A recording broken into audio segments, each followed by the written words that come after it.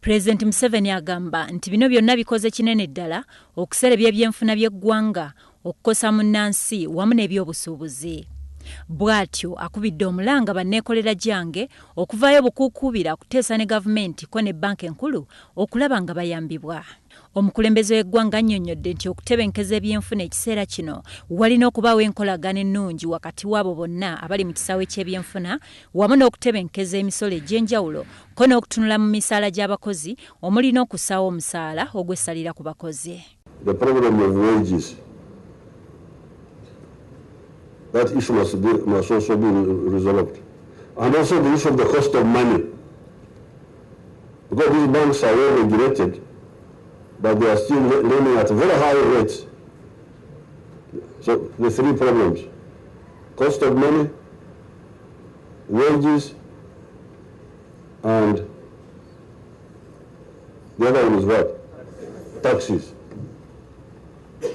Wanasoomozezza abakulira banka enkulu okufaayo ennyo okulaba nga baziyiza ebyenfuna by'eggwanga okusereba ekisukkiridde, okumalawo okunaabuka kw'ensimbi n'okumalawo emiziziko gyonna mu nkulaakulana y'eggwanga egijjawo mu ngeri yonna. The importance of the private sector. Feeling that the private sector is a problem, not an asset. There are serious mistakes by African leaders who interfere with the private sector, either by policy or by corruption. Two problems which interfere with the private sector. Some do so by policy, like Idi Amin, he chased the Indians. The Indians were helping our economy, they are not building the Indian economy, they are building ours. Oluvannyuma Museveni asiimye abaliko bassenkulu ba banka enkulu ko n'abamyuka baabwe ssaako ne ssenkulu aliko mu kiseera kino Professor Emmanuel Tumusime Mutebire n'omumyuka we Dr. Louis Kasekende.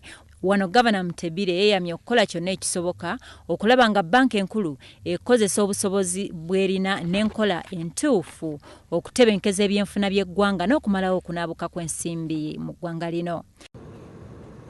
A new Banking Act was enacted in 1993, and the Bank of Uganda prioritized the prudential regulation of banks with the safety of customers' deposits being the foremost objective. Over the last 20 years, we have gradually